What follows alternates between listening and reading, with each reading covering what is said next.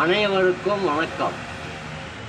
October 2ஆம் தேதியன்று திருமாவளவன் அவர்கள் தலைமையிலே மது ஒழிப்பு மாநாடு ஒன்று நடைபெறுகிறது.